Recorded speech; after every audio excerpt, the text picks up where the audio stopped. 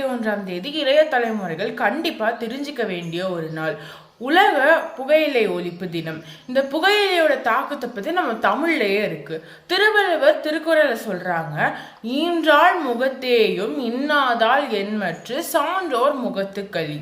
அதாவது ஒருத்தர் தனக்குத்தானே தீமை செய்து கொண்டா அவங்க முகத்தை அவங்க அம்மா கூட பார்க்க மாட்டாங்க. அப்ப சான்றோர்கள் எப்படி பார்ப்பாங்க அப்படின்னு கேட்குறாங்க. இங்க தனக்குத்தானே செய்து கொள்ளும் தீமைனா போதை பொருட்களை தான் சொல்றாங்க. இதுல திருவள்ளுவர் மறைமுகமா இன்னொன்னு சொல்றாங்க, அவங்க அம்மாவே பார்க்க மாட்டாங்கன்னா இது மூலமா அவங்க அம்மாவுக்கு ஒரு பெரிய பழிச்சொல் வரும் அப்படின்னு சொல்றாங்க.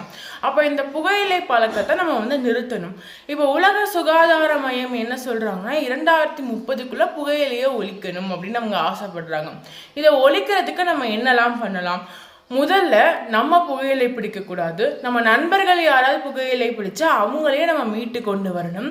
அதே மாதிரி பெரியவர்கள், அப்பா, இவங்கெல்லாம் சின்ன பசங்களுக்கு முன்னாடி புகையிலை பிடிக்கக்கூடாது.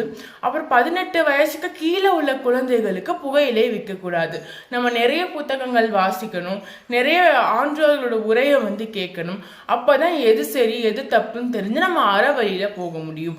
உலக சுகாதார மையம் ஆசைப்பட்ட மாதிரி 2030க்குள்ள புகையிலையை ஒழிப்போம், கை கொடுப்போம் வாரி. நன்றி.